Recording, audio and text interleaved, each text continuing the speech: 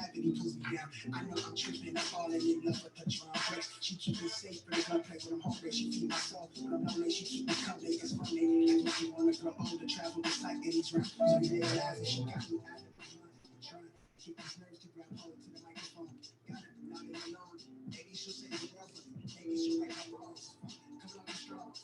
Only way to tell us I say this is how I feel. That's real.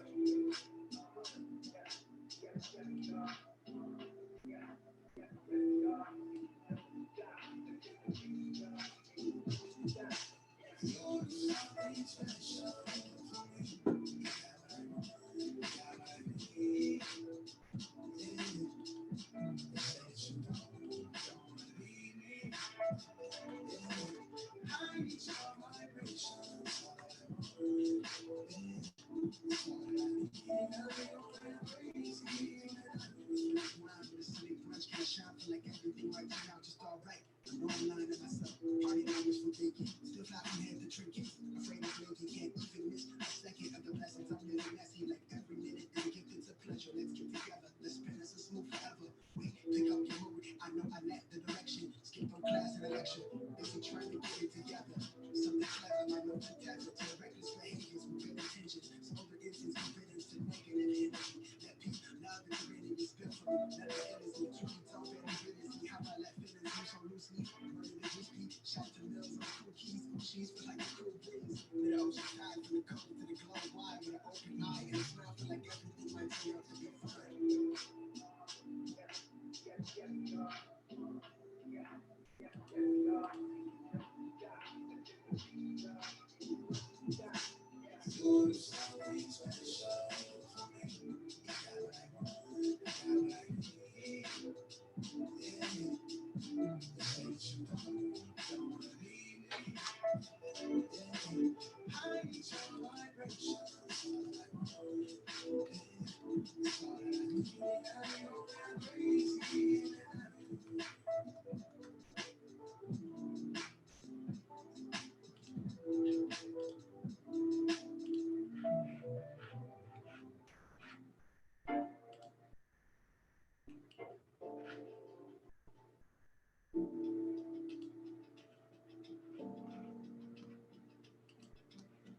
What's going on? What's going on? What is going on?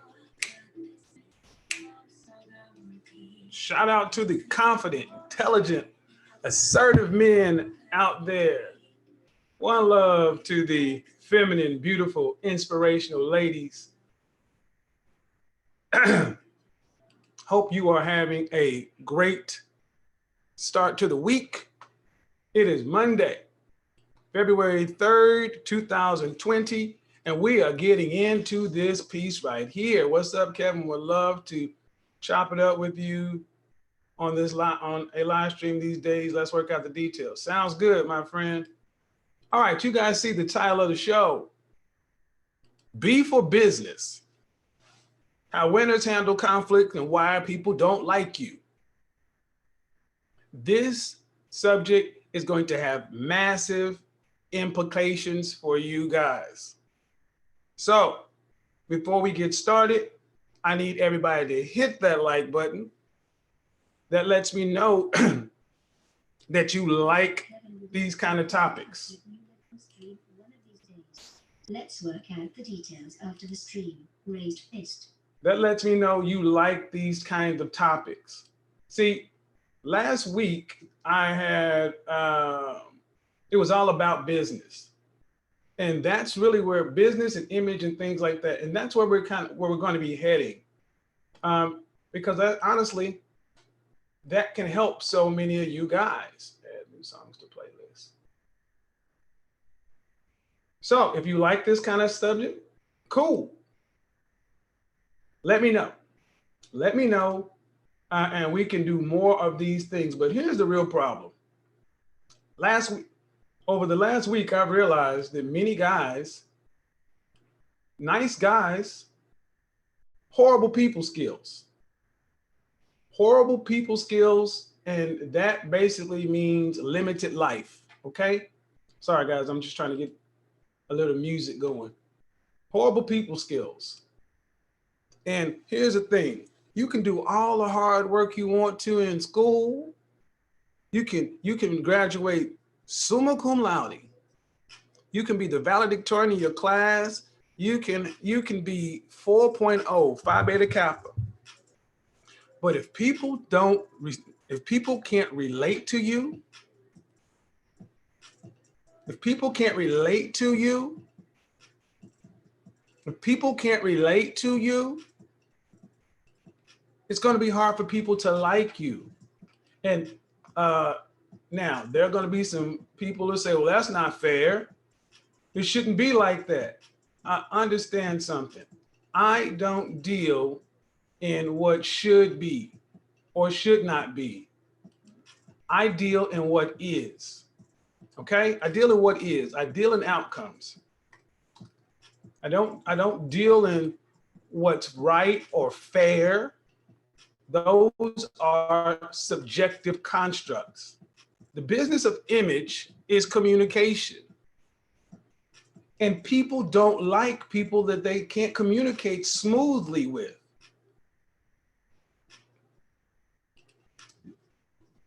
People don't like people they cannot communicate smoothly with. People don't like folks that are unlike them. And this is for every man to address. It's for every man to address. Because at the end of the day, everybody cannot be wrong. At the end of the day, you can't just sit back and, well, I would have done better if it were a different season. Or I would have done better if, no. I talked about it last night and I'll say it again. Life is sales. Understand something. Whether you're working for yourself or whether you're working for somebody, when you're dealing with another human being, there will be conflict. Hell, most of you guys don't even like yourselves. Most of us beat ourselves up. There will be conflict when you're dealing with another person. So you have to learn how to deal with that conflict. It is not someone else's problem to figure out for you to fix. It is yours. Now that's a different show, Robert. It's a different show. Building a brand is a different show. See, before I start talking about building stuff, we got to talk about maintaining. It does no good to build all this stuff if you can't keep it. So if you're going to work with somebody, you're going to be in contact with people. And if you own your own business, the public is your customer. You got to deal with them. You got to learn how to deal with this stuff. All right, let me get started with some housekeeping. Number one, on my channel, understand something. I'm over here talking about helping people become the best version of themselves. Become happy Henry, happy high earners, not rich yet. So if you're in my chat room to just cause disruption, to talk crap, to stir drama, I don't care who you are. You will be blocked. In the last couple of weeks, I've seen people come to my channel who I've not seen in months. Zero tolerance for that. If you don't like the topic, go somewhere else. This is a zero tolerance policy and there are no warnings. A crap ton of people have already been blocked because they can't sit around, because you can't just come over here and start shit. Why can't you do it? Because I don't. I have a no beef policy. And I stick by it. So let me also get this housekeeping out. When I have a no beef policy, that also means I don't throw subliminal shots. Let me be really clear. I don't throw subliminal shots. And I'll tell you why, because oftentimes they're not worth it. See, what I'm going to teach about today is things change. Time moves on. And smart men read and adapt to the times. Those who don't get left behind.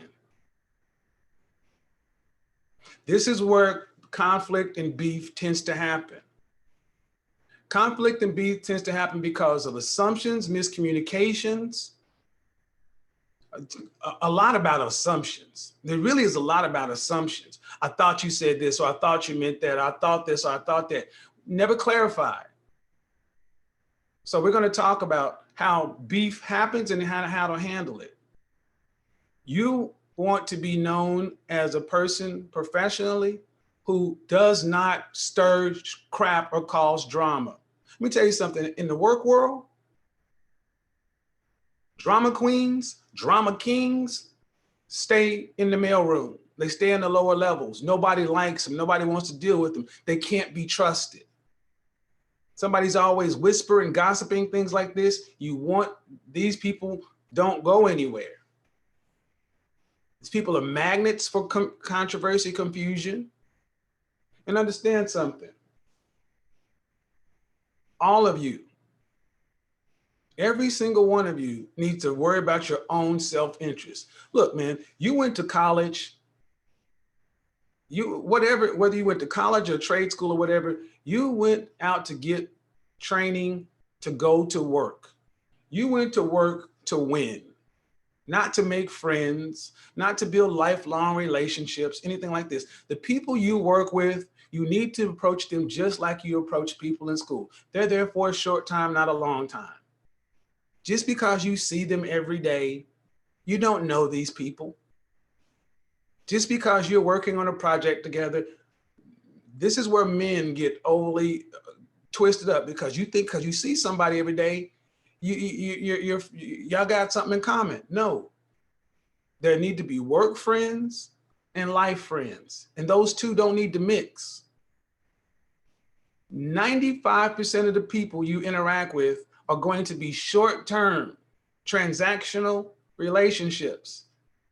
They're associates, colleagues, acquaintances. They are not friends. You have very few friends in life. So this is the number one thing, mixing these two things up. All right.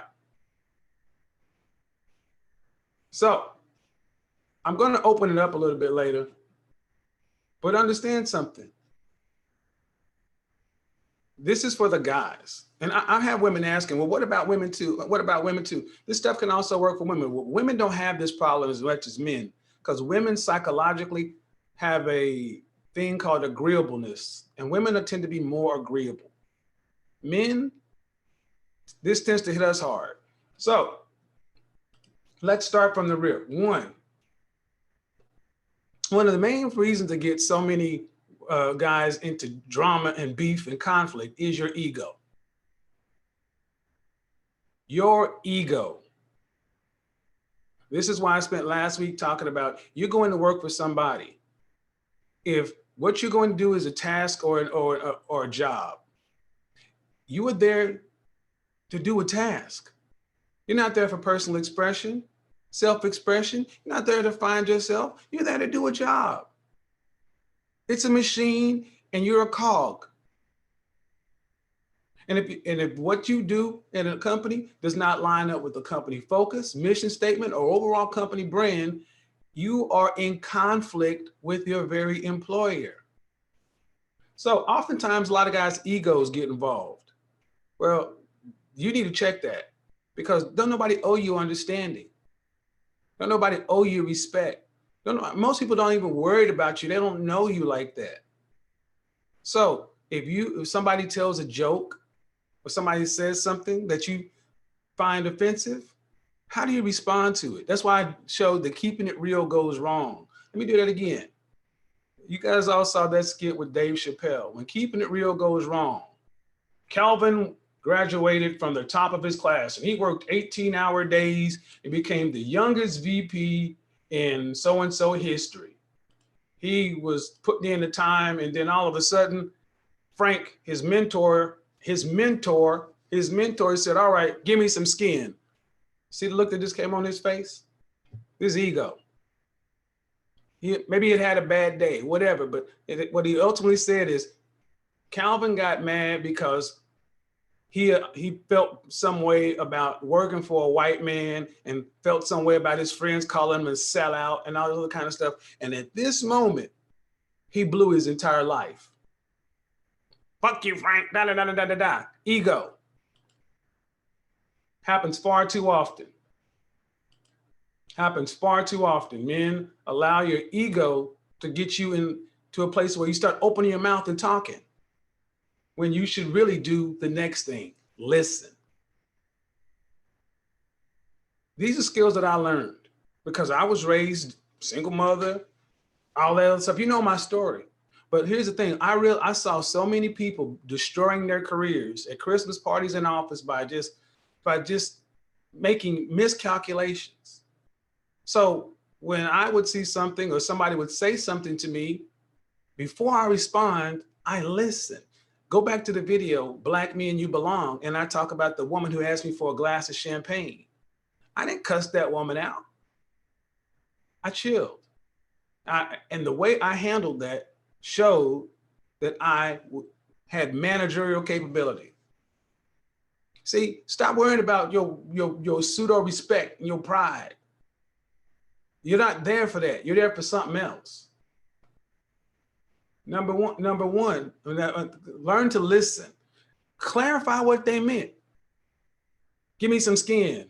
Wait, what do you mean? What do you mean, Frank? Oh man, I'm saying just give me a high five, brother. Simple question. But you know why a lot of people don't ask a simple question? Because they're in their feelings. They're in their feelings. And honestly, a lot of times guys just don't have respect for anybody else because you don't know how to deal with people. Because people are from different cultures or different sects. If you're Black, guess what? You're going to have to deal with different people when you're dealing with Hispanic people or Asian people or Middle Eastern people or white people. We all flow differently. This is why humor is such a disconnect. Somebody from one culture or one side or one region or another, there's regional differences. Why are you so quick to be offended? Quick to be offended. I always think somebody's after you. And this is a problem. This is a personal problem. This is why a lot of people need help. Mental health. People are at work. They're not coming to work to try to piss you off. They're trying to relate to you. Somebody's trying to relate to you and you get offended. Who wants to be around that person? Different cultures, different sexes do things differently. You're going to have to practice patience and understanding. That's why you need to check your ego and you need to listen. Because here's the reality. Here is the reality. Once you cross the line, you can never come back. Quote from Maya Angelou. I've learned that people will forget what you said. People will forget what you did, but people will never forget how you made them feel. You got to check how you make people feel. See, when someone does something and you perceive it as an insult or perceive it as an attack or whatever, the worst thing you can do is act on it. You need to ask, you need to clarify if you care. And that's the main thing. Most people simply don't care. They care more about protecting their ego, protecting their respect, their so-called whatever. And they want to, I ain't gonna let you punk me. I ain't gonna let you take advantage of me. I ain't gonna and then next thing you know, you've counterattacked, you said something and you started a chain reaction that you can't stop. Because even if later on down the line, you can defuse it, people gonna still be like, damn, that person overreacted. Why was it all that? I was just saying, give me some skin. That stuff happened, that stuff moves through the office. Here's what the problem with most people. You got to look at how you treat people you think you don't need. This is why so many companies don't hold the final interview, or so many companies are taking interviews off site, because people have learned how to do interview prep and to nail the interview. But then the most problematic thing for people to do is bring someone in their life. You can do the approach well, but imagine the company offers you a job, or you go out on a date with somebody, and then next thing you know, you start up a relationship, or they hire you, and then that person changes and shows you who you really are. Like, oh my God, who did we hire? Oh my God, who did I marry? Oh my God, who am I in a relationship with? Dominique, men get offended in the South all the time. Facts. So they'll take you off site to see how you treat people you think you don't need. Watch how people treat servers, bartenders, cashiers. The way they treat these people is what they really think of other folks. But here's the thing.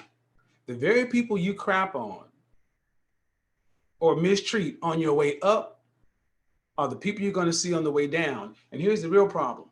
Those people, especially if you work with them, you've made enemies inside of a company and you don't know whose ear they have. I can't tell you, when I was a rookie salesperson, how many times a colleague of mine will go cold call a new territory and they would be rude to the receptionist or the office manager. They would just go in and blow past them. Hey, I need to speak to the owner. Who makes a decision about your long distance local? I'm sorry, sir. Who are you? Ma'am, do you make the decision? No, I don't. Well, I need the person who makes the decision. I mean, just completely rude to the receptionist. Completely rude to the office manager comes out, because the receptionist is usually a temp contract or young. So the office manager comes out, hey, sir, how may I help you? I'm trying to find the person who makes the decision for your local or long distance. Is that you? This woman, she couldn't help me. Is that you? Well, no, sir, I'm not. But we only take appointments. You're not supposed to be soliciting. I'm sorry. You have the power to say no, but do you have the power to, you can say no, but do you have the power to say yes? Well, no, sir. Well, okay, ma'am. No disrespect, but I need to speak to that person. Can you give me his name or his business card? Completely rude to the office manager. You don't realize that the receptionist was probably his daughter, and the office manager, sister, wife, somebody. The office manager is his work wife. And while she may not have the ability to sign the contract, she can definitely say, you know what? I don't like that guy. I didn't like this. And unless you have a product or service that is proprietary and you got a monopoly on it, you got competitors.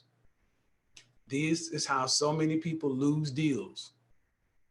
I've seen it. That's why I talk to people to this day who serve me. I go to McDonald's, I've told you guys often, say somebody's name. I learned that 25 years ago in sales, because you be nice to people along the way and they're nice to you. You'd be amazed at how many appointments or situations I was able to get. Yeah. Hey, Kevin, this is Brenda over at Haynes and Boone. Yeah. I just want to let you know, one of your competitors came in and pitched Mr. Thompson the other day, and they came in 10% less than you. Just a heads up. Oh, thanks, Brenda. Okay, appreciate it. Brenda was a person I actually treated nicely, and she had my back. So I didn't lose a $500,000 account. If you got a question you want me to answer or comment you want read, put it in super chat. The way you treat people that you think you don't need. And see, the thing is, you can see the disrespect people have for people they don't need, especially if they think they're bigger than somebody, more popular. Yeah, this is a huge one.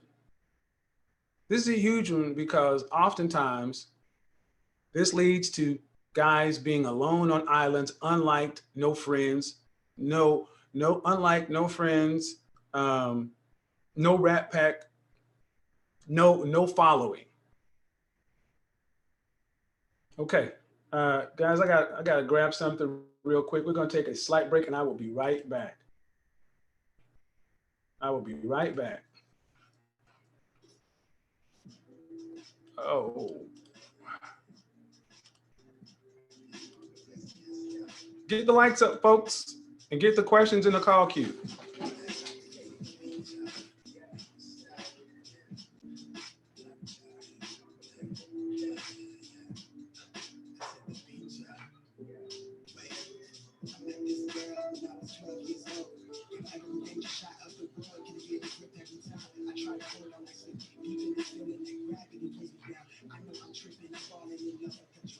She keep me safe from the gun, I'm hungry, she keep me soft.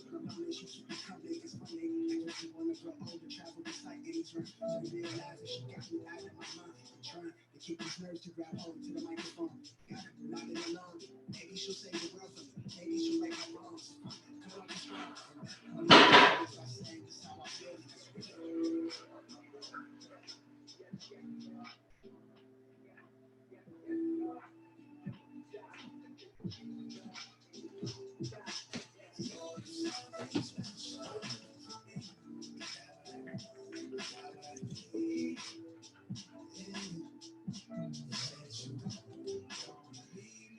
All right. I mean, let's get right down to it. I'm gonna change the title of the show because this is what causes a lot of drama at work for guys. So what causes a lot of drama at work for guys? The inability to just be cool with folks. The inability to just be cool with people. Okay. Oh, I see what's going on. The inability to just be cool with folks. But see, this is also something, guys, that can be learned. This is a skill that can be learned. This is a skill that can be learned. So, why people don't like you? It's not, here's the thing, this is what's going to be hard. Let's talk about issues. Let's talk about issues. Look, man, if you're in business, if you work with other folks, they're going to be cut. I mean, no business is 100%. There's going to be breakage. How to make friends. In a business, there is no business that has 100% customer satisfaction. There's no person that everybody's gonna like. You can do everything as a business to make someone happy. But there are going to be a certain segment of people who are going to be unhappy and they're going to say bad things about you. When I was in corporate world, there were customers that were just known as fire starters. They had problems with every vendor, with every provider. I handle lots of difficult customers. And then even as my own business, of the hundreds of people I've worked with, you're going to have people who have mental problems. And here's the thing, these people are usually mentally unstable. Of complaining, these are the kind of people that just open accounts to just complain about stuff. Think about a restaurant. You go to a restaurant like Papado or something like that. They seat hundreds of people a night. There's going to be an issue. But how the issue gets resolved is differently. How you handle customer complaints, how you handle personal problems is important. One, you don't make them public. Oftentimes, typically when people make problems public, it's not because they want the problem to be solved. They want to hurt you. Hurt people hurt things. I will tell you, my business is about image and outcomes. I work with people who have unrealistic expectations, wanted something for nothing. They wanted everything. And here's the thing, there's nothing can satisfy them. I've had people I've worked with who've gotten their full service who have wanted their money back after the full service, signed contracts and everything. And these people have gone through extraordinary lengths, filing fraudulent charges with a credit card company. I've had signed contracts and a videotape showing this person saying these things. Here's the thing. You let those people be. Learn how to respond to customers like that in a professional manner. You don't make their names public. When they go online writing horrible reviews about you, you respond in a professional manner and you keep it going. These are the people who will talk about you're a scam artist, you're a fraud, you're this, you're that. Da, da, da, da, da, da, da, da. You let your work speak for itself. Now, it's harder when you're starting out because you think every customer matters. But here's the thing, most people are reasonable. Most people are reasonable. If you have a good product or service, you let it speak for itself. Most companies have about an 8% breakage, which means 8 out of 10 people just going to be unhappy. So if you're a small business, that's big. Out of 20 people, how many is that going to be? 8% going to be one, almost two people. That's going to feel like you just got to keep it moving. Same thing when you work with people. Same thing when you work with people. There are going to be people that just don't like you, Excalibur. Jay Brown, it's just going to be people who just don't like Jay Brown. Because here's the thing, Jay Brown or Excalibur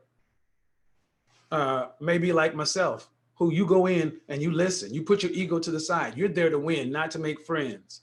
You come to work dressed better than everybody. You come to work early. You stay late. You put in the hours. Let me tell you something, Jay Brown, Robert Lee. Let me tell you right now, these people, they're going to be jealous of you. They're going to be jealous of the fact that Robert can go in and have conflict with people and that people like Robert, that the executives like Robert. And they're going to be like, look at Robert. He's old brown nose, old sellout. You know, he's an opportunist. He's this and that. And Robert will tell you, that means you're doing something right.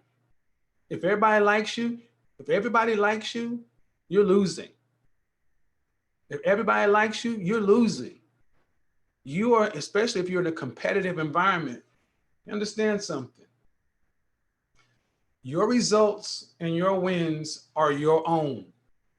Don't lose to be liked by losers. Because think, people who are contentious in your life, in the work world, they tend to have problems with everybody. You see, the thing is, there's a certain amount of customers that you just can't make happy, a certain amount of complaints. You have to take those in stride. And here's the thing, a smart business owner, you will take every complaint or as a chance to get better, but some of them you just have to put over in file 13. When they don't match the reality, you just put them over there. And let them do their damage. You don't engage them because what they're really wanting is a fight. These people get off on fighting. Fighting gets them excited. Fighting is what they like.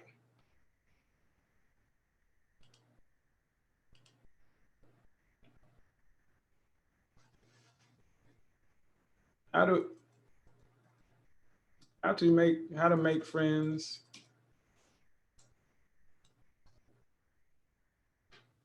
and build networks. And how to make friends. Understand something. Because here's the most important thing. This is when you got to turn the mirror back to yourself. This is the hard part. You got to check your ego. Everybody can't be wrong. Everybody cannot be wrong.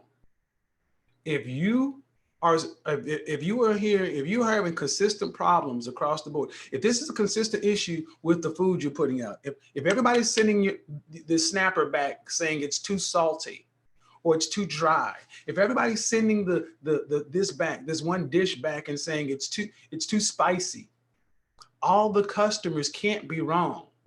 Something's wrong with the dish.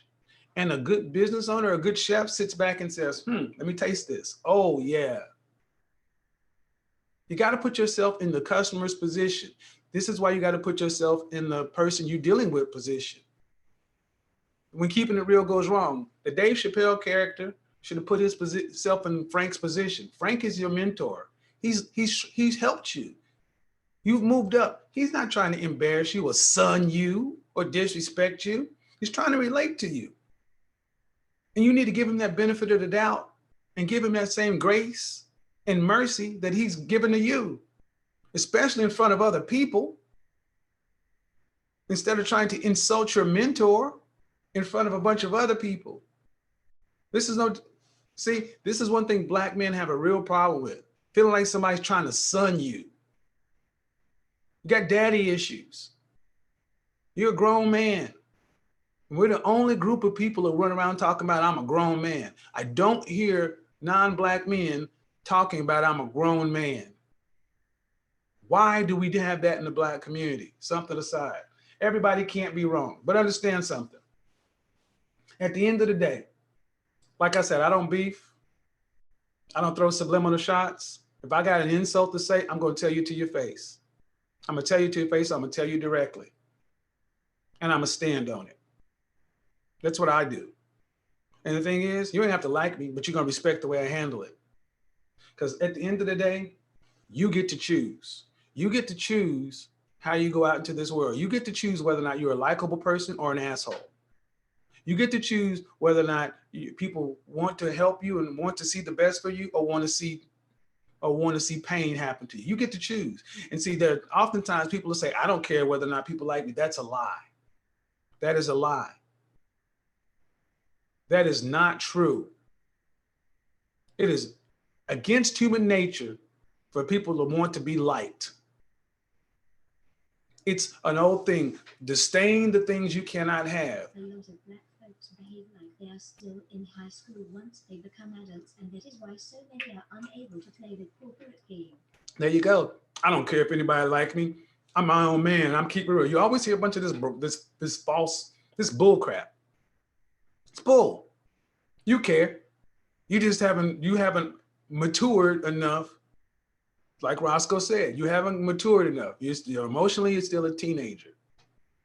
Haven't realized that it's foolish to run around talking about, I don't care if nobody like me. Okay. See how you do when you're enfeebled, sitting in a wheelchair, and somebody has to feed you, clean you, wipe you. Let's see how you operate then. Because at the end of the day, as a man, as a professional, you manage you, no one else. See, oftentimes people will come around and say, you know what? You know what, Roscoe? Man, if I had your business, if I had your platform, if I had this, I would do it this way. If I had what you had, I'd do it this way. Or, man, you shouldn't allow that person to say this to you. You should allow somebody, man, you should allow that person to disrespect you. You gonna let that happen? They want to put a battery in your back to see if they can wind you up so you can run off into the wall like a crash test dummy so they can have a good story to tell. Funk that. Forget that. You manage you, no one else. Now you just like, no, forget it, man. It's all good. I'll let it go. You know how many colleagues I've said, you know what? I wouldn't have let that customer talk to me that way. I wouldn't have accepted this. I wouldn't have accepted that. But you know what? I look up 5 years from now, they're still entry level and I'm 2 levels up. Because you and your results are yours. You own your results and wins. You and your results are your own. Don't lose to be liked by losers. You don't let Cliff tell you, I'm not going to wear a suit. I'm not going to wear a suit. I'm going to wear exactly what I've been wearing the last 10 years. It's got me this far. You're going to wear a suit. I'm not going to do that. I'm not going to do this. I'm not going to sell this new product the new way. I'm going to sell what I've always sold. I'm going to do what I've always done. And then Cliff gets fired. And Cliff gets fired and you've been promoted to manager. Let's go back to one of the first things I said, because things change. And smart men adapt and change with the times. Rigid, unchanging, double down. This is something that's really become popular. I want to say post George W. Bush. But you know what? You're not the president. You're not a millionaire. You're not a multimillionaire. You can't do that. See, a lot of times people are doing all this doubling down and stuff. They have far more money and power and prestige. Doubling down and not being able to resolve conflict is not something for middle class people. It's not. You're a worker bee. If you want to be more than a worker bee, if you want to ever get into the category of being rich, well off, you're going to not only have to be able to work with people, you're going to have people who like you and can advocate for you. Because it's not just about getting something, acquiring something, it's about maintaining. And that's at the end of the day, life is about relationships, collaborations, working together, networks. It is unnatural for men to be loners. We are a collaborative species. Let's open it up. Who's having a problem making friends? Who's having a problem getting people to like you? Personally, professionally, it doesn't matter. This is a transferable skill. This is building rapport. Who's having problems in this area? Who's having issues in this area? Who's confused about this subject? Who thinks I'm wrong? Who thinks I'm wrong? Let's get into it.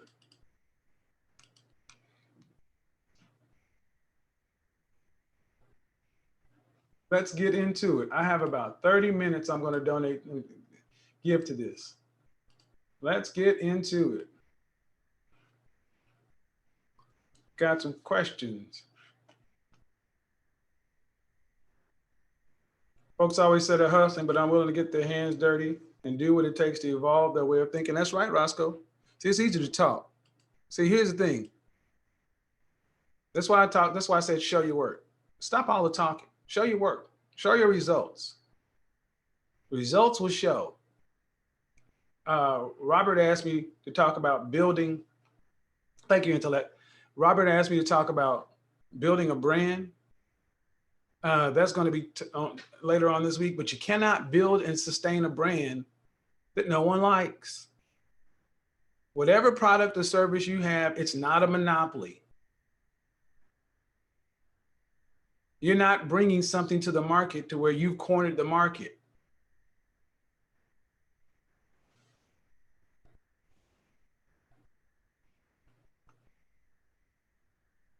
You're totally right, but you did debunk something last time. We talked about avoiding conflict.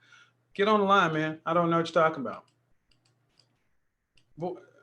See, most people avoid conflict because they don't know how to handle it, but then it comes out in passive aggressive ways. Conflict resolution.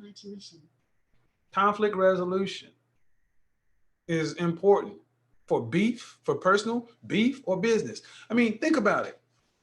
I said, no one manages you but yourself. You think the CEO of Delta Airlines, just because he went to school or because he knows the CEO of Procter & Gamble, would say, you know what? I don't like the CEO of Coca-Cola. Yeah, but we're all CEOs. I don't like him, so you shouldn't like him. Or what? We're doing business. How do you know people? Keep it business. This is why I don't beef.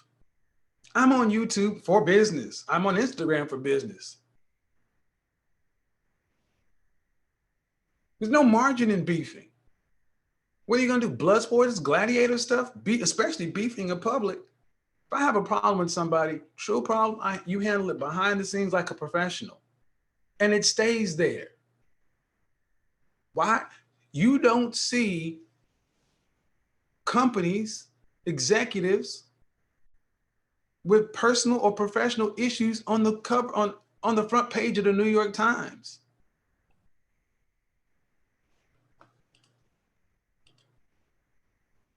Tiffany. This is something where women really need to pay attention to, especially sisters. An increasing number of providers are stopping working with women. It's like some part of this Me Too generation. Women are finding it harder and harder to get male mentors in the workplace as a backlash to the Me Too. Well, I want to refer you to Rebecca Lynn Pope, a matchmaker here in Atlanta, who says she's no longer working with women.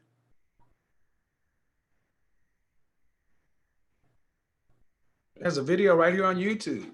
And the majority of the women she worked with were Black. And she said, you know what? When I realized the women I'm working with or sitting in front of would not even accept my husband, it was a problem.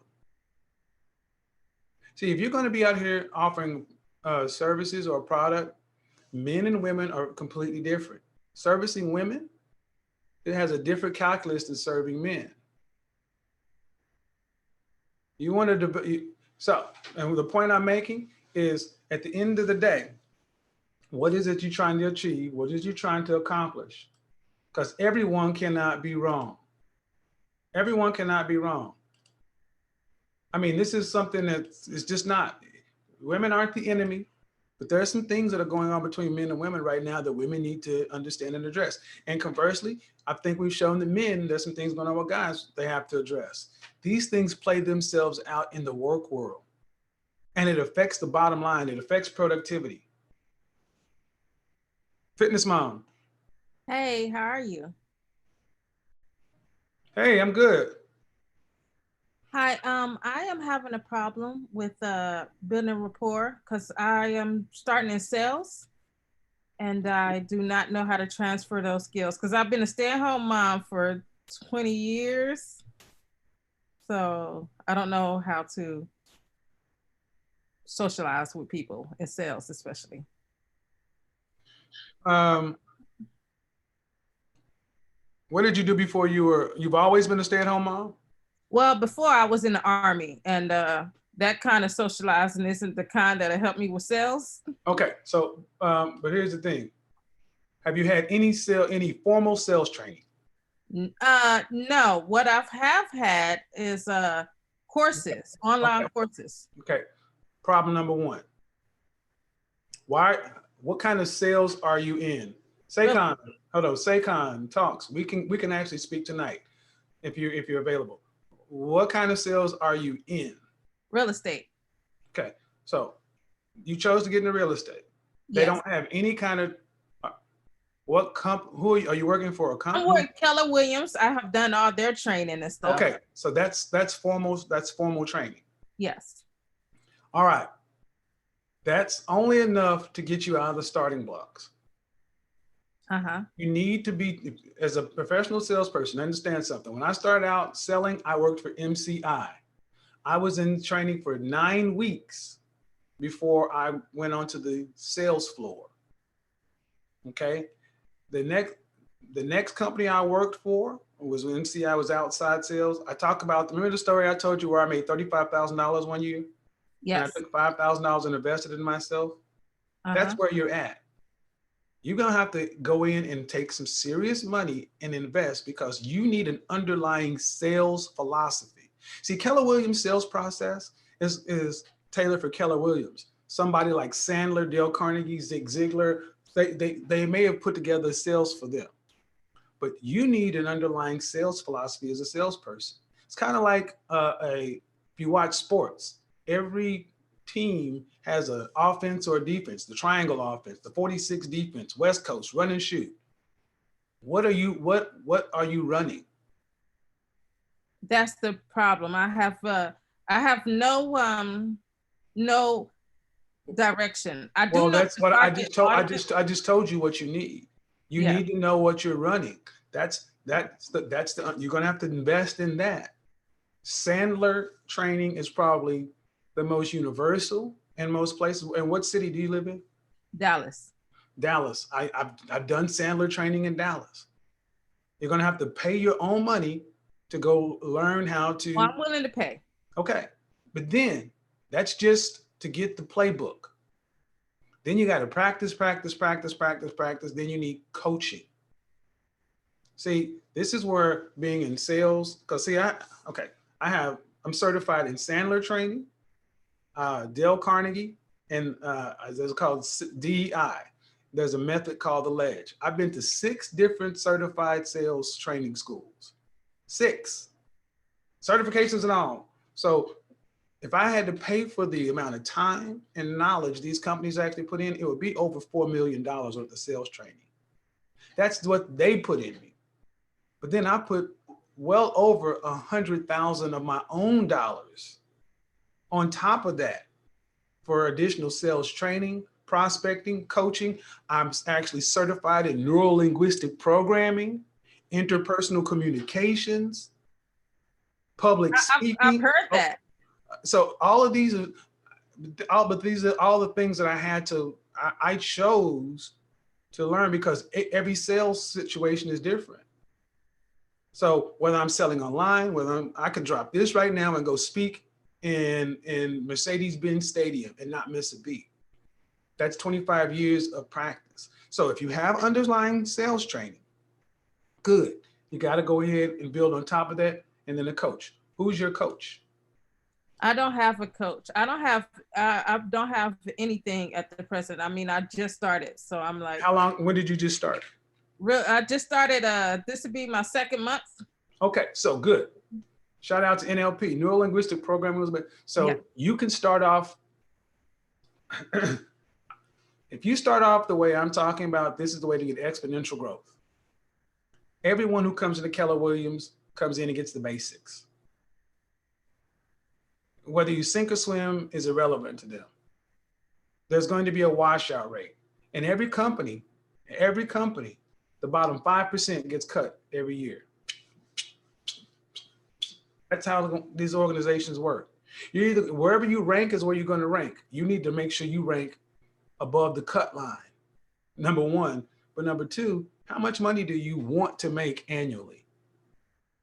How much do I want to make? I'm thinking 150,000 will be good for me to start off as real estate.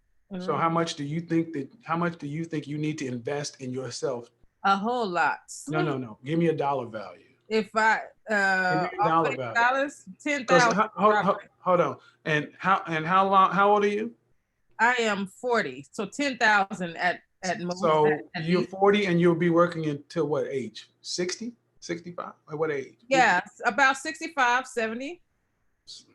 Not that long. But let's just 25 years. Let's just say 25 years. You're 40? 65. Okay, hold on. So 25 years at $150,000 a year is $3.75 million. $10,000 to make $10,000 to make 3.7 million. That's a good deal. That's no, it's unrealistic. Well, no, I mean, I was talking about 10,000 to start to get me off the ground. But that's what I mean. That's why I asked how much do you want to invest, and I see you can tell me how much. See what I just showed you. You can tell me what you want to do. You can tell me what you want to get.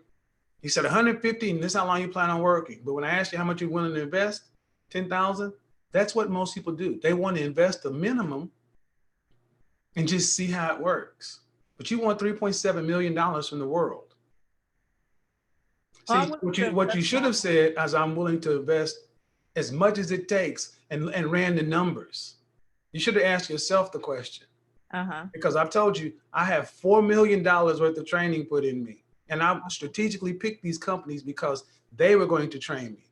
But then I put over $100,000 just in training. That's not materials. That's just an additional training in sales. That's not neuro-linguistic programming. That's not public speaking. That's not interpersonal communications. That's not the dancing or the cooking class or everything else that I put in there. If you are familiar with the show, there was an old show called The Bionic Man. That's what salespeople are. I am willing to invest whatever. They kind of talk. We can coordinate via email. All right. So first thing, are you still married? Yes. All right. First thing first, coach sales training. An actual coach is going to help because the sales training is finite. You're going to go through and finish it. But you're having a coach or a mentor. That's why you have people like Dan Pena and Dan Locke and Grant Carter. There are all these different things out here, but you're going to need a good coach. So as a sales professional, I always invested at least 5% of my gross in coaching and mentoring. That's every year. It was line item right there with my rent, my car note. They did not fluctuate because you want a 3.6. If you were trying to run a business that made $150,000 every year, you cannot get $150,000 a year business with advertising and marketing paid out of petty cash. Oh, I understand. I see. Yes, it's going to take a lot of investment from me. That's why I was like, it's going to take a lot. I need a lot. I do not know nothing. I remember I did try to sell one time when I was younger, and that was Kirby's, and that was before the Army. And yeah. Well, that's not real sales. I mean, here's the thing. It's not real sales. Door-to-door vacuums, selling in retail, business to consumer is not real sales. I mean, that may piss some people off, but any sales professional will tell you business consumer is a completely different sales methodology and sales model. Yeah, I see that. Right. I was like, wow. Well, especially cold calling. all right, I've given you my best advice. What are you going to do? I'm going to get a coach. I'm going to go to your page and see if you will be able to coach me on some of the stuff. If you're Here we go. willing, Career advice. please. There it is right there. I just put the link down in the description. Okay, then. All right. Well, I would say keep me posted, but this is what it takes. This I'm is what willing it to do takes. it. All right. Thank you. Alan. Hey, Kev, you hear me? Hey, Hey, how you doing, Kev? I'm well. What can I help you with? So, what is your advice on the scenario? A former coworker of mine. Okay, I need you to put your mouth directly on the microphone Gotcha. and speak clearly. Okay, let me know if this is better. You sound kind of muffled. Okay, give me 1 second. Actually, put a headset in. I was taught that sales was an ability to personally network yourself. That is another task. Building a network is great, but you still got to be able to close. See, a lot of this stuff is cart before the horse, but you got to be able to close, get contracts signed, because sales is about commission. You can have a really good network. You can have great contacts, but you can't deposit that in a bank. Let's get it going, guys.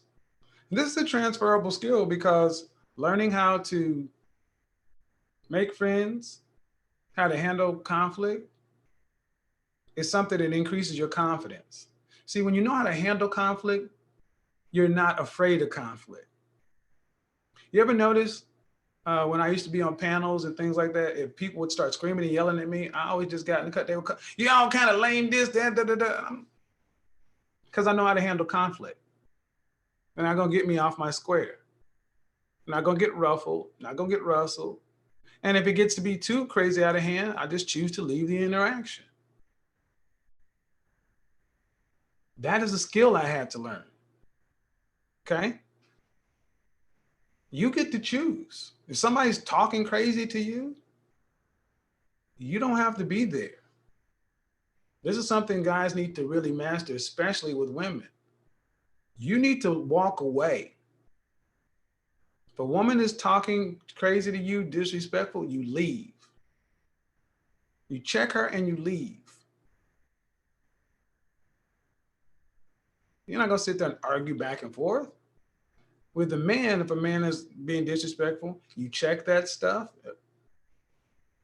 You either conflict or resolve, but there's a line in which you two are going to have to leave each other's presence because there's always a low-level threat of violence. It takes a lot of discipline to disengage. Well, no, what it really takes is a true valuing of yourself. It's not really discipline. It's much more about your value and your level of confidence and esteem. Knowing you don't have to be treated that way, but so many men were raised by their mother, and your mother was the disciplinarian. Your mother was God. She had the power of life and death. So you're used to, a lot of times women are talking to men and men will revert back to the little 5-year-old version of themselves when mama was mad. And here's the thing, women know that, especially black women. Black women know that about black men. That's why so many black women, when they start doing these things, they talk to black men like they're children because they've seen it.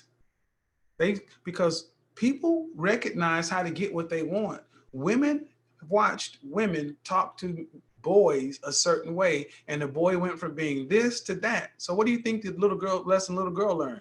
Well, if my brother or my cousin was doing all this, and then his mama came in and said that, this is how she did it.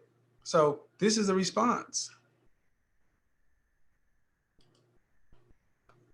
Switch my headset. Are you available? Are you? Yeah, I'm go ahead. I can't hear you though. I can't hear you.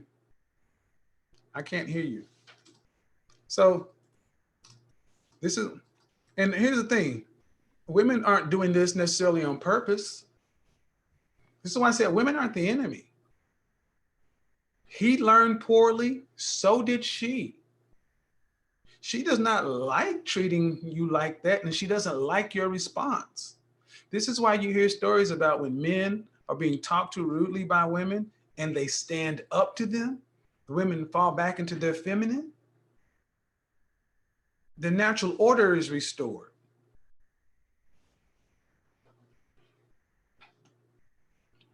Come back and come back in, man. Come back and come back in. Once you make friends or allies in the work environment, in your opinion, what's the best way to maintain those relationships? Call in. Fresh foundling, call in. What's the best way to maintain those relationships? Call in. It seems like people will continue to escalate conflict just because their ego won't allow them. Walk away. How can somebody conflict with you if you walk away? You can choose not to engage. The irony, by proxy, the women who engage in that behavior don't grow and mature themselves. Yeah, thing is, Willie, that's not our concern. None of that's our concern. We're dealing with the man in the mirror. We're not worried about anybody else's personal growth. We have to be worried about your own self-interest. What does that have to do with anything, Floyd? What does that have to do with what I'm talking about? Love yourself. That will do. I don't have that problem. Sometimes I feel like I don't have a problem. Honestly, I don't have that problem. I see what guys are talking about, but personally, I don't have that issue because I love me. I like me. And guess what? I draw people to me who like me and love me. I don't walk around like that. You get to pick. And see, that's the problem. You get to pick. What are you choosing? Even if Floyd believes what he believes, you get to pick. Why is it that some guys walk around sad sack, getting negative energy or bad energy or whatever, and some guys are getting different results? You receive the energy you put out.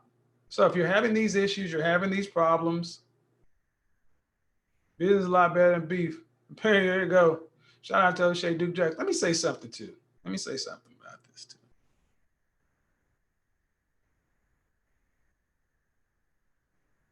Business is a lot better than beef. I did both before, and the first option is preferred. O'Shea and I have had our issues.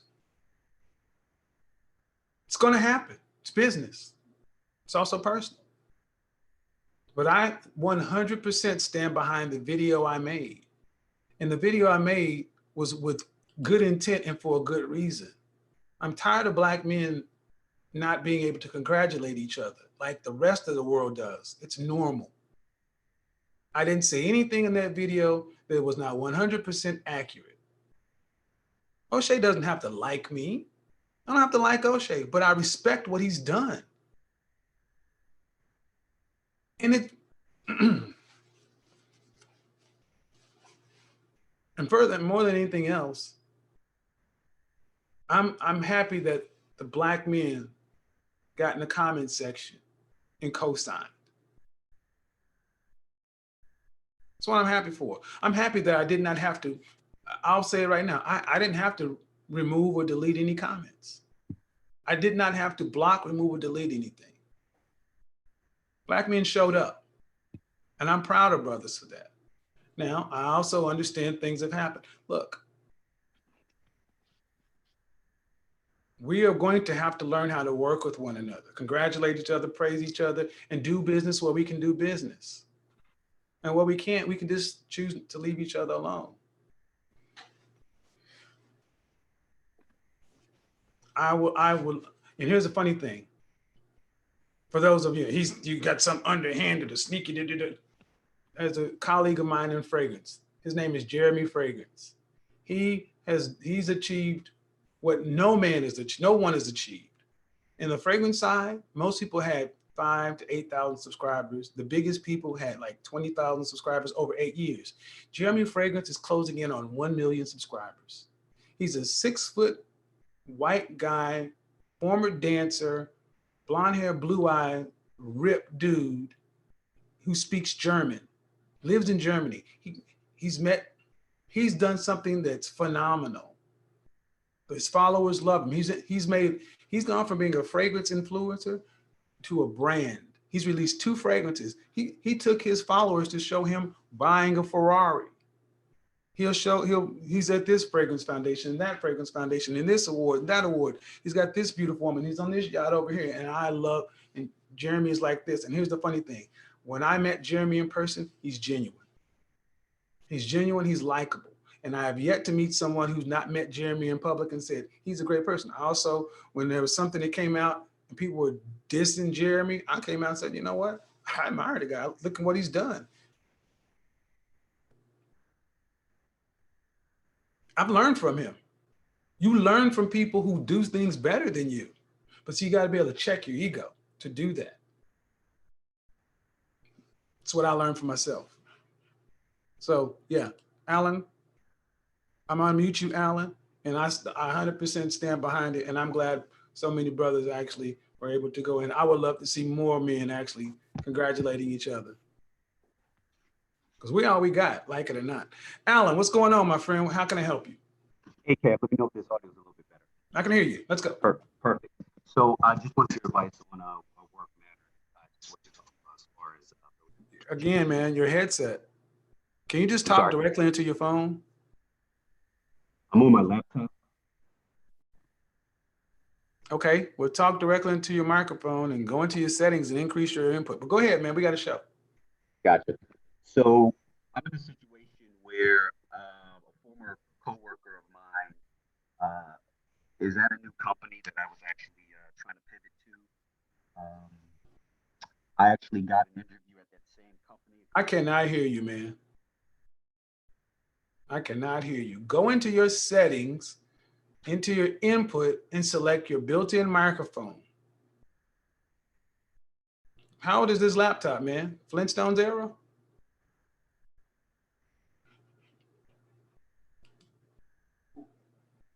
Hello?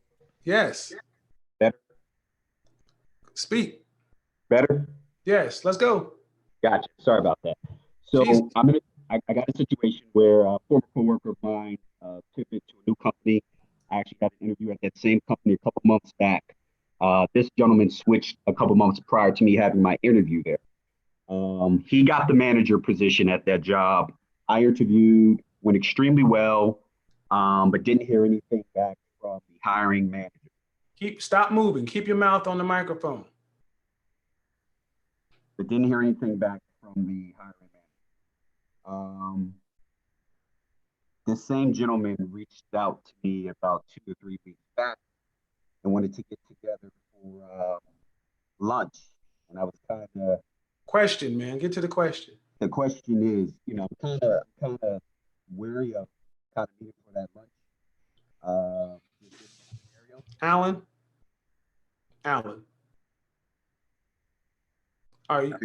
Alan, are you moving around? Are you on a headset? And now I believe I'm speaking to this here. Kevin, What? Let me go out again. I'll try one more time. Okay, man. I can't do this. If you can't get a headset that works.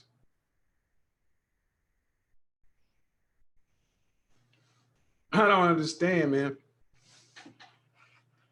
Huh. All right, so let's get the notes. If you guys want to still call in, I got a few more minutes to answer questions. But understand, conflict resolution is how you manage your image at work and in your life. Your image at work, you can take years to build a good reputation and then destroy it. That's why I use the keeping it real goes wrong. You develop a image, which is called a reputation. What is your reputation? Do you know what your reputation is? How do people think of you? What do they say about you when you're not there?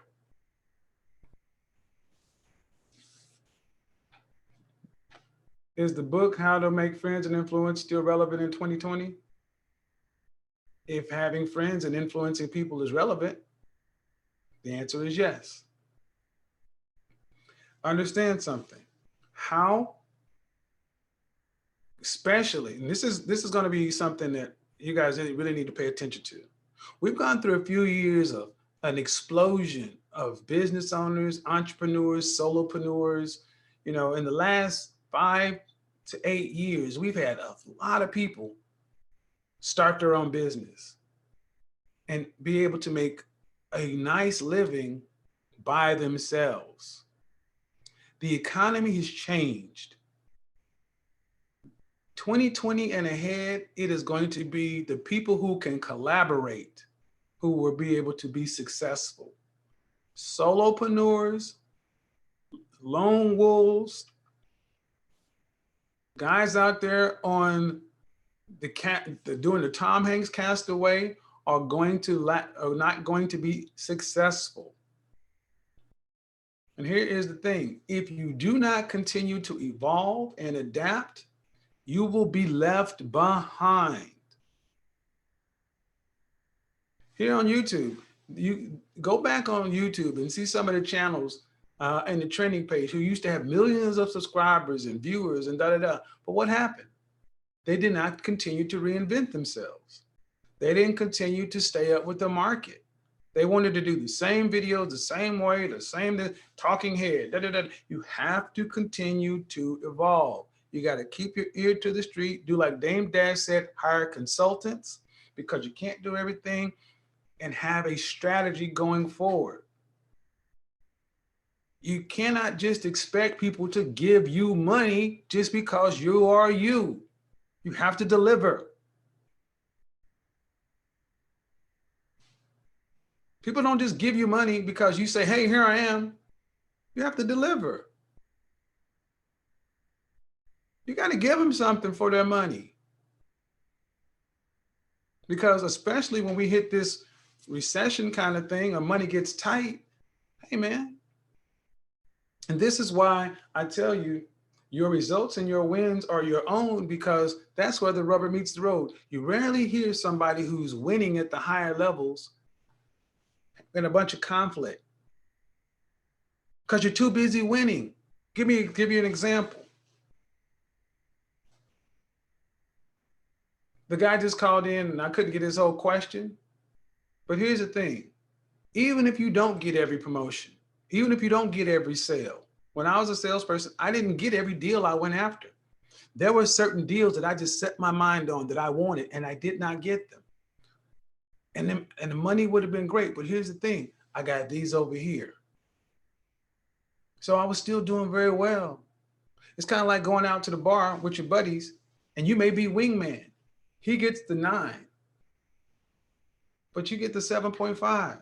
I mean, she may not be a 9, she's still a 7.5. I've never had to deal with 3s because I set myself up to be able to deal with people who get results 8s, 9s, and 10s.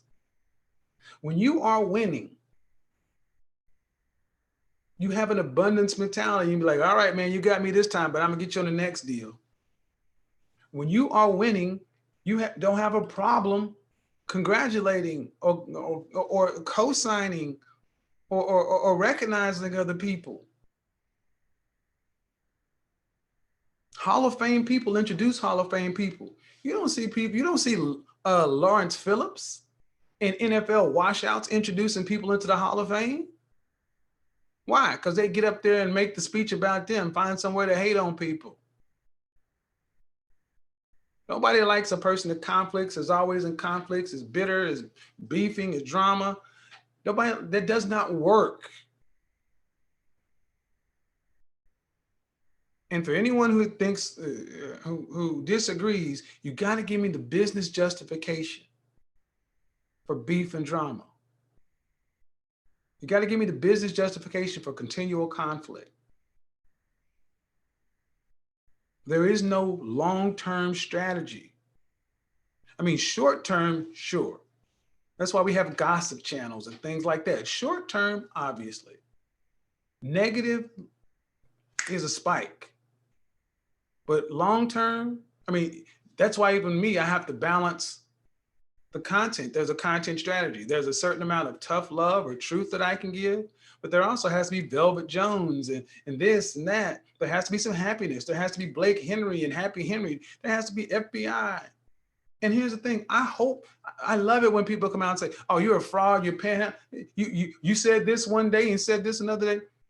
You have to evolve and change and keep up. See, the thing about, even about marriage, when I said, you know what, a year and a half ago, 2 years, I said, is there a case for marriage? Yes, there's a case to marriage. If you want to have children, or you want to build a business or build wealth, there will always be a case for marriage. It's not for everyone. But last week I talked about the reality of being in upper management and middle management. You need to be married. If that's not where you want to be,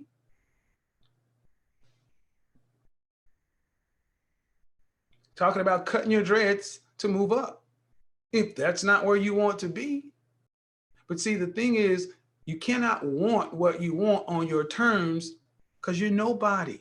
And this is the hard part. They don't owe you anything. You have to compete. And guys who are competing, guys who are doing the work, can sleep the sleep of the just, because even if they lose, they know they put in the effort. I never hate on anybody's accomplishments. I never hate on people. I've never disparaged anyone's accomplishments. People who've done what I've not been, I admire them. I admire guys who've written books, because writing a book while you're running a business is tough. I admire people who can keep a lot of plates spinning and maintain a consistent level of quality, because I know what it takes to do that, because I've been there. It going up and down, starting and stopping is far more difficult than maintaining. And for those of us who were not raised with a strong father in the household, consistency is our Achilles heel. Consistency, discipline, and structure. Mind-numbing monotony of being reliable. But it is something that is required in order to lead people.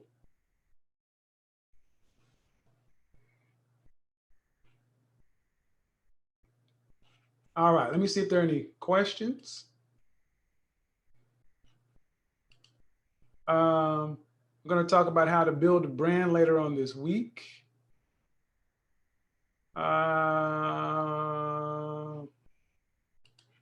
And also later on this week, here's something else that happened. I've had women reach out to me, women who are mothers or women who are out here dating, who want to talk about this whole incel, virgin, late bloomer kind of thing. I've had women reach out and say, single mothers saying, I did not know this was what so many men or so. Last week was an eye-opening week. And understand something. I did not seek to find, I didn't know that existed either. Over the last 2 years, I've had men come to me.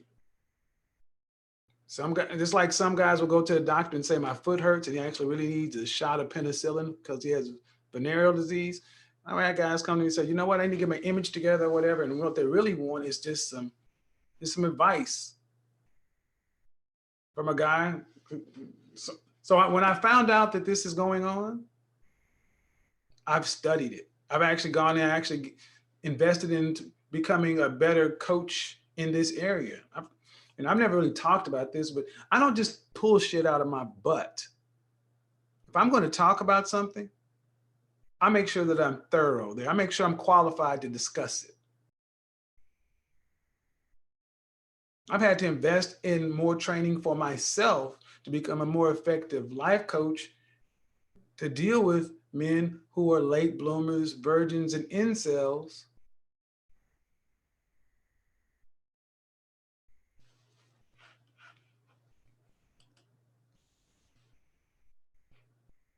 But the more we can address the issue, the more people can get the help they need if they need it, the better off we'll be. Alan, what's going on, man? Mr. Lakwaman, 84, they exist up to 54. Oldest man I've met who's a confirmed virgin is 54. He was making $175,000 a year as an IT professional.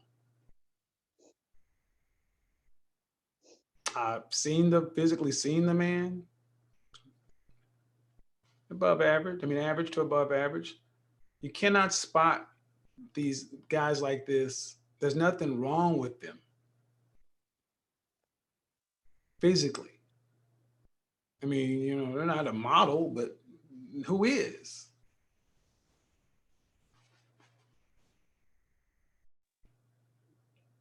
Go ahead, Alan. All right, Kev, you got me? I got you. All right, sorry about that. Apologies to you in the chat. So my question essentially was, I suspect that my previous coworker potentially sabotaged my name in an interview process for a new job. Okay. He reached out to me a couple weeks ago, which was really awkward because he never reached out to me typically and wanted to meet up. Mm-hmm. And I'm kind of worried about that meetup and wanted to get your advice on that. Are you still working? Are you still working together? No, he's at a different company. He's at the company that I okay. So you're not. So the answer is no. Okay.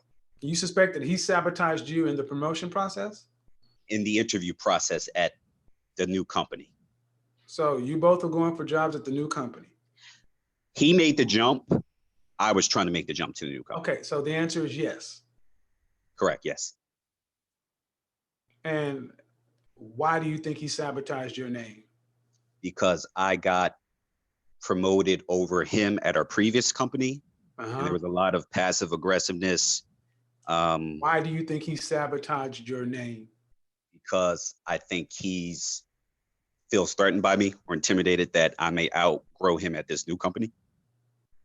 Because that's what I did at the previous job, more or less. You still have not said why. There has to be a why.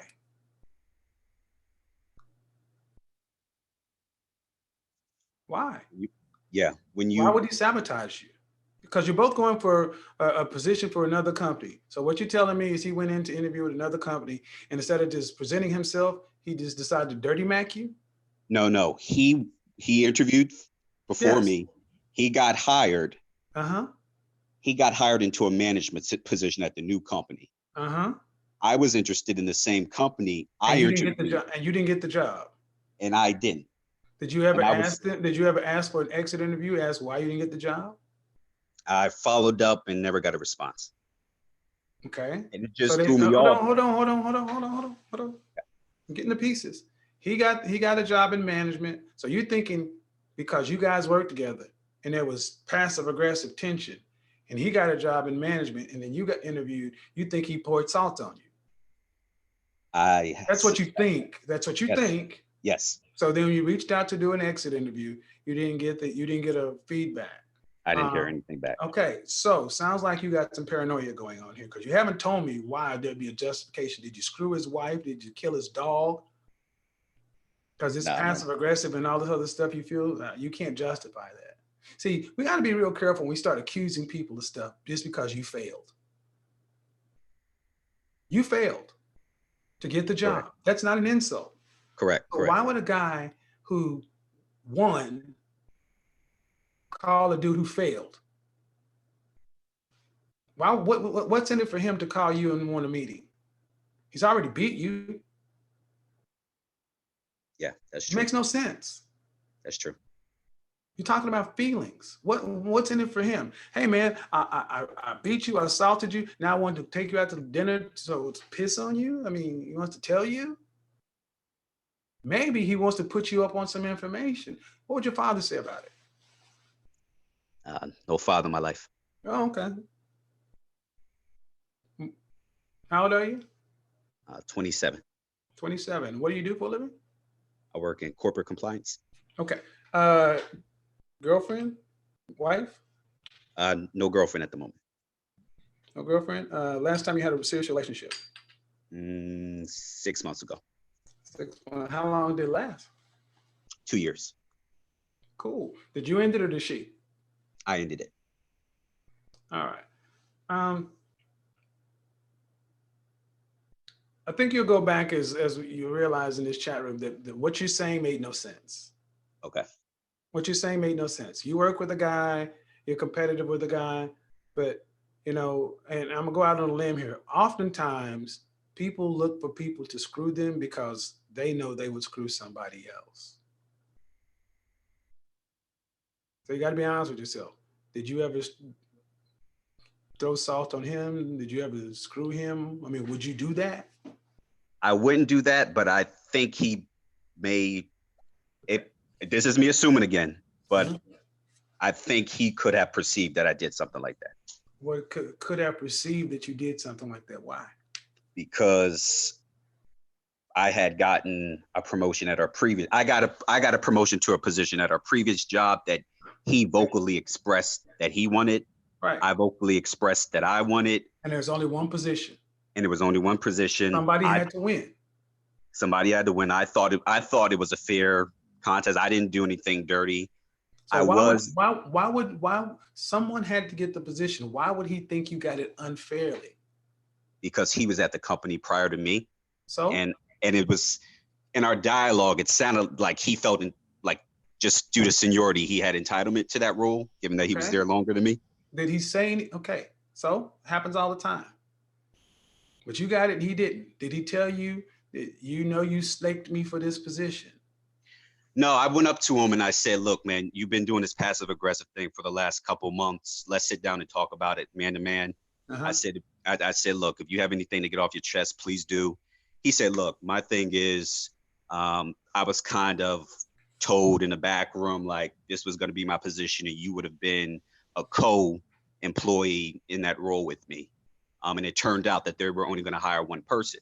I said, look, man, I was told it was only going to be one person. I never heard anything about a co-role. Okay, so you talked about it. Yeah, we talked about it. And what was the end result? It seemed like we squashed it. You know, we shook hands on it. Honestly, dude, honestly, Alan, yeah, you're wasting a lot of mental energy on something that's really nothing. You both interviewed for a position. He wanted it, you wanted it. Just because he was at the company longer doesn't mean he was guaranteed to get it. The world is not a meritocracy. Tenure and the performance only gets you some points. You still got to interview. Yes, sir. San Francisco and Kansas City both made it to the Super Bowl. One person won. You can't sit around and say the referees and so cheated. But even after that, you talked to him and said, hey, man, there's some tension here. Let's talk about it. You talked about it. You squashed it. And now you're still wandering around, wondering if he little fingered me later on because I got a position he didn't want. It sounds very feminine, honestly. This sounds like what happens when mama raises us. You wasted a lot of emotional energy on something that you can't, and coaching, counseling, needed. Okay. I mean, honestly, that's where you're at because if you got this kind of emotional stuff going on, you're not focusing on your task at hand and producing what you need to produce. You don't trust men.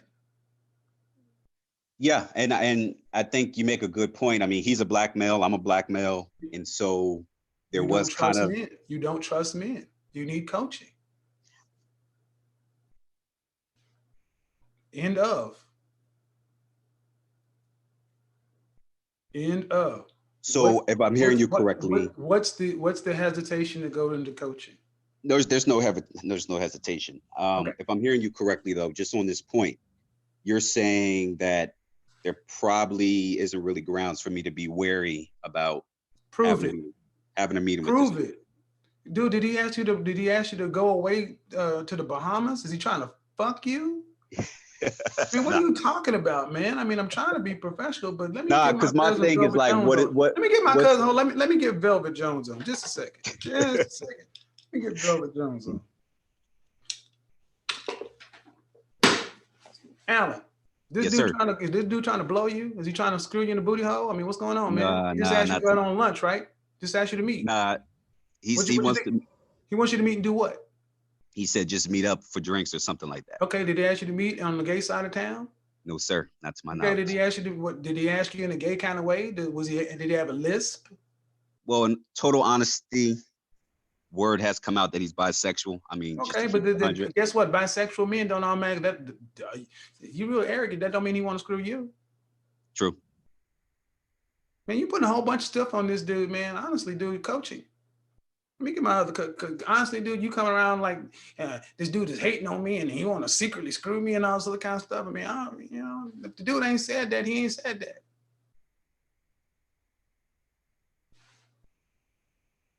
Let me get my cousin back. Fair enough. Fair enough. I'm in a position of like, what do you want out of this? Because we're not friends. So you're in the same industry. Yes. All right, man. I've already told you what I think. You sound like a paranoid ass woman. Why does he want to call me? What's he want? What's his intention? Go back and look at the chat room, man. And you're a professional man, and you worried about this? You talked to the man. You squashed it. He called you up and said, "Hey, let's meet." You don't know this man could have an opportunity for you. And you worried about him secretly wanting to screw you in the booty hole because somebody say he may be bisexual. There's a lot of arrogance here going on, man. I'm making light of it to show you how ridiculous this can kind of sound. But dude, you need, how much do you make annually? 53,000. Huh? 53,000. 53,000, brother. Let me tell you something. $53,000 a year ain't worth all this. Yes. The way you talking is there's hundreds of thousands of millions of dollars online. I thought you were gonna tell me at least 150, 200,000. 53,000. The nerve of you. All this for a $53,000 job. Where? What city? Dallas. Dallas. $53,000 a year in Dallas.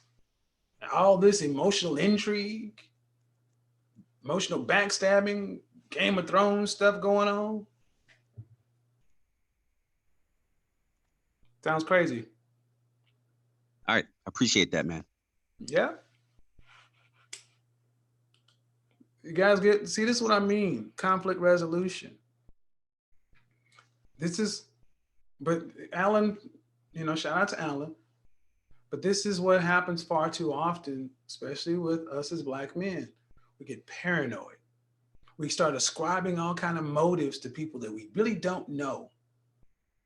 You and him wanted a position. He wanted it, you wanted it. Someone had to win. You got it, he didn't. You talked about it, there's no issue. Stop right there. But this is exactly what I meant. It's where I started the story. We start assuming and ascribing motives and behaviors to people that we really don't know. And it ain't about that person, it's about us. And all of a sudden, like I said, at the end of the day, he's just asked you to meet up. All right, guys. That should pretty much, okay. Keisha is coming in. Keisha. Hi. Hey. How are you, Mr. I'm going Kevin? to turn your camera off for you. I'm going to turn your camera off for you. What's going on? Okay, thank you so much for doing that. Yeah, I just wanted to chime in about your discussion today. Uh-huh. And I don't know if you take women's call or... Yeah, I do. Oh, okay.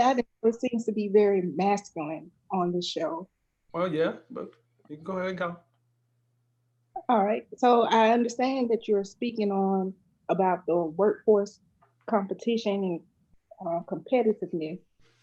And I guess my question would be, how would me being a female get into this arena without becoming so masculine? Because I've been trying to maintain my feminine energy, and and so that I'm not compelling a potential mate.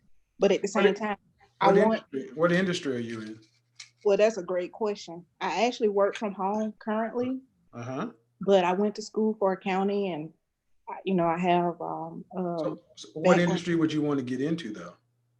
Well, that's just it. My accounting degree allows me to go wherever it's someone gives me the opportunity. So accounting is a pretty gender neutral position, a pretty gender neutral vertical. It depends on who you want to work for. Do you want to work for a small accounting firm?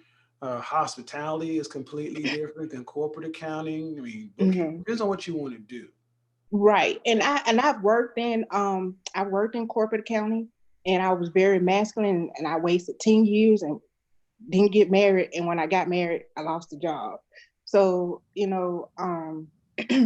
and I've done consulting, Mhm. and also right now, like I said, I work from home. So right now I'm trying to do taxes. I'm just trying to, just figure out where I can fit in with the way the economy is shifting.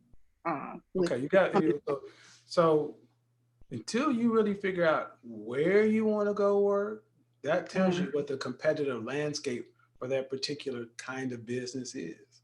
mm-hmm, The more competitive, the more money, the more it's going to draw men, the more it's going to require working long hours and mm-hmm, things like that. That okay. um, if you're basically saying I want to be an accountant, but I want to stay in my feminine energy because Mm-hmm, I don't want to drive away a potential mate. mm-hmm, These are all secondary and tertiary concerns. okay. The number one thing is you're not married right now, right? Well, I'm divorced, Okay, but you're look not to married be right now. How many children? one Approximate age? Under 10, over 10, under under 15? 10. Okay, so uh, you got to figure out where you want to go. Okay. I know many accountants. That's the thing. I know many accountants. That's why I mentioned hospitality. Hospitality is the thing. Working as a controller for a hotel or something like that. Those are positions that require a lot of work hours and irregular hours. If you want to just do mid-level accounting for someone's company to go get a solid income and decent benefits, that's Mm-hmm. going to be a 50-50 kind of work environment. And from that point on, there's not going to be a lot of opportunity for promotion in advance. Right. Uh, but then the money will match that. But then after you're there, it's really just a matter of I'm always a big fan of coaching Mm-hmm. and mentorship because you mentioned in your last job you were masculine. What do you mean? Well, because I was working in corporate accounting, and like you're saying, I wanted to become, like, I wanted to promote, I wanted to horizontally get promotions, but How were every you masculine? Give me some examples of what do you mean? well, Were how you can rude to the male employees?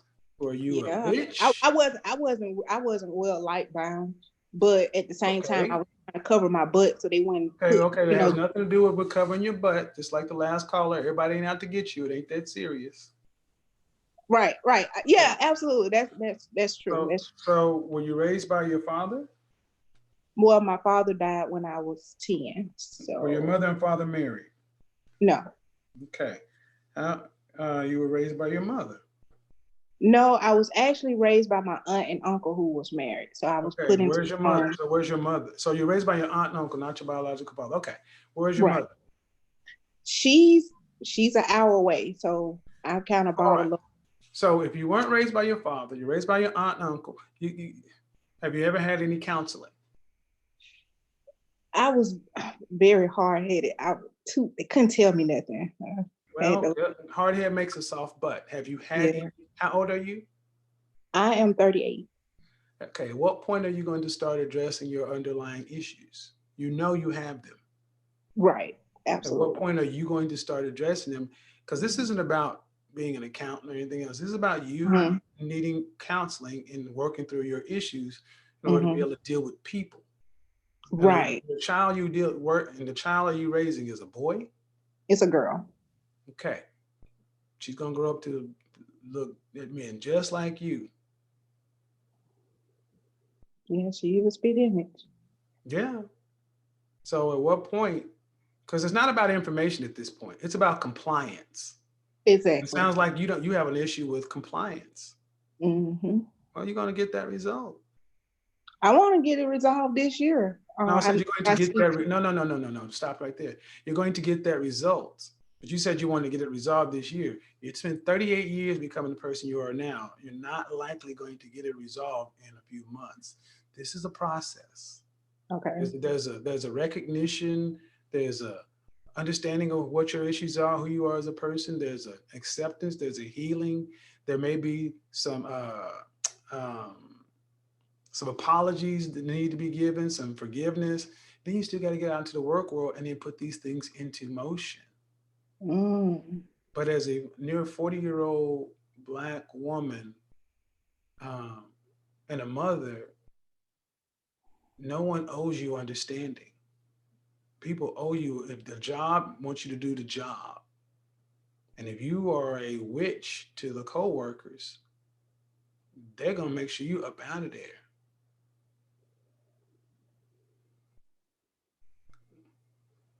Because you said you were divorced, right?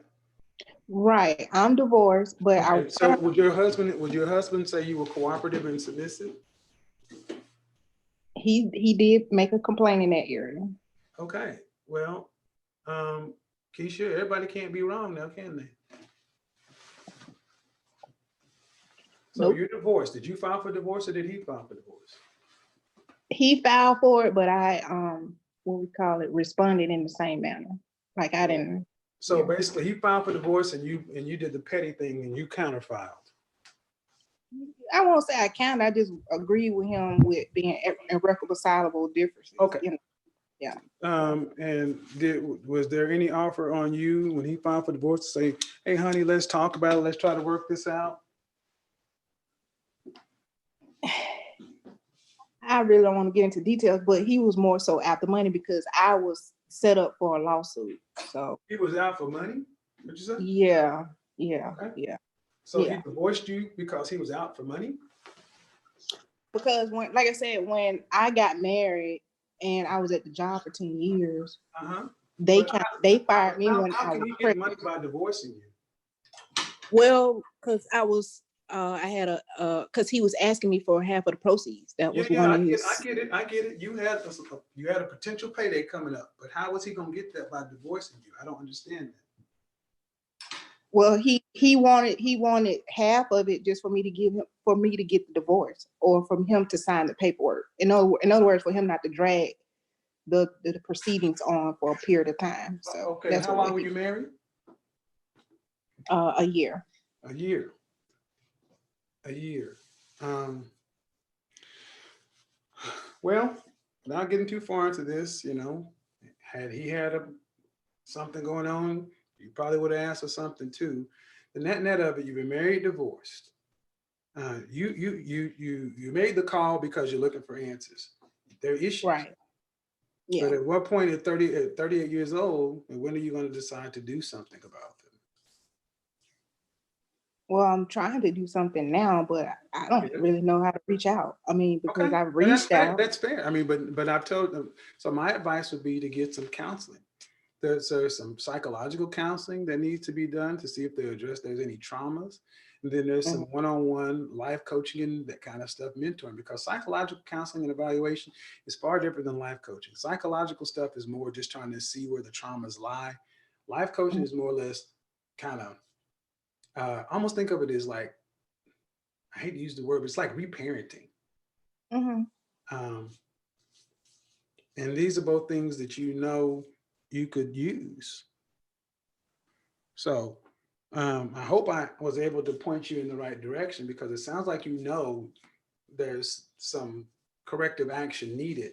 Now it's a matter of either doing it or don't doing it. And actually, honestly, I've done it, but I don't even know if it was coaching or counseling, but I've actually had a practitioner write me a letter, because like I said, I was going through a divorce. So I've actually had a practitioner write me a letter because I needed help during that divorce. That was just. Well, you mean, well, if you don't know, if you've been to counseling, you know it because you had a weekly or a bi-weekly meeting and you paid for it, and it went on. Well, I paid for it, but it went on for months. Yeah, it went on for months. It was virtual though. It wasn't like I had to go into someone's office. I was literally doing it virtually. All right. Well, okay. Don't know what that really sounds like. But I know what actual marital counseling and that kind of, see, oftentimes when you're filing for divorce, they want you to go to some sort of marital counseling, especially depending on the city. But in that that's neither here nor there. Okay. You've really shown that you have these issues. Now it's up to you. Because if you're going to work with people, Mhm. you can't be disliked. And that is the point why I'm calling in, because I'm trying to figure out how can I become more likable. Like I said, I work from home and I don't have a whole lot of interaction. I've already told you. There's no magic pill. I mean, it's not like this is how you become more like you. Wear dresses and put on perfume and you put on heels. That's not going to do it. It's work. Okay. I mean, could you tell your daughter how to walk? Could you tell your daughter how to be potty trained? Oh no, but she naturally did it all well. Hold on, ma'am. Let's focus. It was a process, right? Oh yeah, absolutely. Could you tell your daughter how to tie her shoes? Yeah. All these things are simple things you do every day, but it took work, didn't it? Absolutely. Absolutely. Okay, so what makes you so special is to where you don't have to do the work? You're right. You're right. I know. So you say I should look into psychology? You saying maybe find someone that does psychology type work, or? I say, based on what you're telling me, you need to look at an actual professional therapist and a life coach simultaneously. Okay. Because I don't know if you're dealing with true anger issues. It doesn't really sound like you're dealing with any kind of depression. It sounds to me like you're a handful, and I'm using a nice word. You're a handful. That's not a clinical diagnosis. There's no pill for that. That's why you need life coaching, for someone to actually sit down and talk with you about your issues, turn a mirror to you and actually say, this is the issue. What you gonna do about it? Okay. All right? I appreciate that insight. Thank you so much. No problem. Bye-bye. All right, folks. That is going to do it for tonight. I'm glad we had the opportunity to help some folks address these issues. Understand something. The world does not owe you understanding. The world does not owe you understanding. The world does not. You have to learn how to become a more likable person. Becoming a more likable person is easier. And a lot of times we don't actually need clinical counseling. You need life coaching. Somebody to actually point out the issues, help you work through them. And then at the end of the day, though, you got to do something. The work is going to have to be done by you.